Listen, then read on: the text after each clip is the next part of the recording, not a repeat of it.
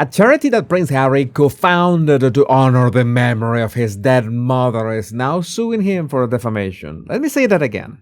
The charity he created, the charity named after Diana, the charity that helps children with HIV in Africa, that charity looked at Harry's behavior and said, "We will see you in court."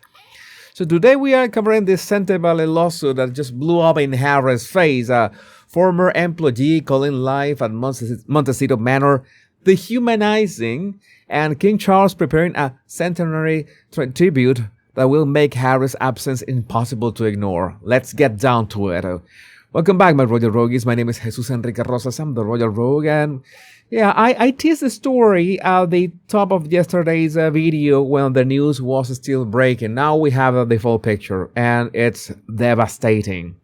Sentebale, the charity Harry co-founded in 2006 with Prince Seeiso of Lesotho, has filed a defamation lawsuit against him in London's High Court. The charity's name means forget-me-not in Sesotho. It was created to honor Princess Diana and to support young people living with HIV in Southern Africa. And it is now suing its own founder.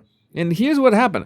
Internal disagreement surfaced in 2023 over the charity's fundraising strategy. The chair of the board, Sophie Chandauka, objected to Harry bringing a Netflix camera crew to a 2024 fundraiser. She also objected to the Meg making an unplanned appearance at the same event.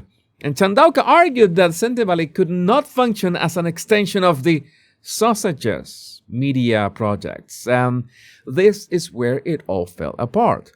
By March 2025, Harry and Prince Seeiso resigned as patrons along with the 5 trustees. They accused Chandauka of making the relationship beyond repair, but Chandauka fired back, calling Harry's resignation an example of harassment and bullying at scale, and accusing him of orchestrating a cover-up. Okay? So now here's the part that matters. According to the lawsuit, what followed was a coordinated adverse media campaign beginning on March 25th, 2025. Sentebale alleged that Harry and his co-defendant, former trustee Mark Dyer, were the architects of that campaign. The charity says it caused operational disruption and reputational harm and triggered an onslaught of cyberbullying directed at the charity and its leadership. All right? And forced a diversion of leadership time and resources away from the actual mission, helping children. So let me put that in plain language. The charity is saying Harry didn't just walk away. He burned the building on his way out. He allegedly planted negative stories in the media, weaponized public opinion, and let his supporters attack the people still trying to do the work. Sounds familiar? Because this is exactly the playbook the Harkles have used against the royal family for 6 years. Leak, smear, victimize yourself, rinse and repeat. So the Charity Commission investigated and found no evidence of widespread bullying at Sentebale. They criticized both sides for taking the dispute public and damaging the organization's reputation. Their CEO said the public conflict harmed the charity's ability to deliver for the very beneficiaries it was created to serve. In other words, while the adults were fighting, the children suffer. So Harry's spokesperson says he categorically rejects these offensive and damaging claims. But here's what I find, extraordinary. Harry has spent 5 years in British courts suing newspapers for allegedly running smear campaigns against him. And now his own charity is in a British court accusing him of running a smear campaign against them. The man who built his entire public identity around being a victim of media manipulation is now being accused of being the manipulator. And by the way, this is a charity for children with HIV. Children in Africa, in honor of his mother. And his response to an internal disagreement was, according to the lawsuit, to unleash the media on the people running it. So if these allegations are true, it is not just hypocritical. It is going to be really ugly. And if you want to understand why the checks keep getting harder to cash, let's talk about what it's like to actually work for these two. Because according to a report from News Nation, the sausages have lost roughly 25 executive employees in just the past few years. And that number doesn't include household staff, where the turnover is, well, even higher. One former employee described her experience working closely with Meghan as, and I'm quoting, dehumanizing. She said, I spent a lot of time with Meghan Markle, and the way she treated me can only be described as dehumanizing. All right.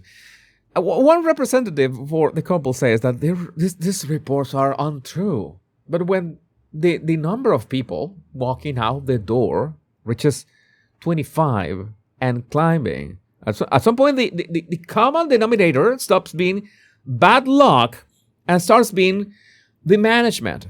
And the nanny situation is its own saga. The sausages famously went through 3 nannies before Archie was 7 weeks old. The job requirements, according to an application reviewed by News Nation, include working at least 50 hours a week, having a college degree, and a minimum of 5 years experience, living within 20 minutes of the house, signing a no cell phones while driving pledge, holding CPR certification, being a competent swimmer, and preferably speaking Spanish or French. For a nanny at Montecito Manor, where the parents are at home all day because neither of them has a traditional job, I must say. So, again, Netflix said, we are done. Spotify said, we are done. Penguin Random House said, we are done. And now, one by one, the people who actually work inside Montecito Manor are saying the same thing. At what point does the pattern become obvious? But yeah, finally, while Harry prepares to collect his paycheck in Melbourne, his father is preparing something rather different. King Charles will mark what would have been Queen Elizabeth's 100th birthday on April 21st with a national address broadcast across the country and the Commonwealth.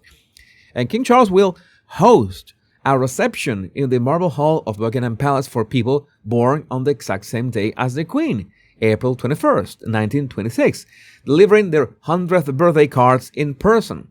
The Royal Collection Trust is opening its largest ever display of Elizabeth fashion, featuring over 300 personal items, including the coronation gown and the 1947 wedding dress.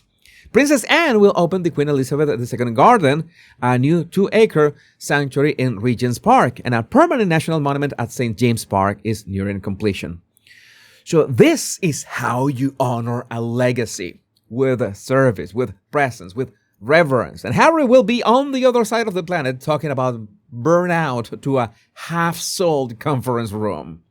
The grandson who wrote an entire memoir about how much his grandmother meant to him will not be there for her centenary. He will be in Melbourne getting paid. But I would like to know what you think about this in the comments. My name is Jesus Enrique Rosas.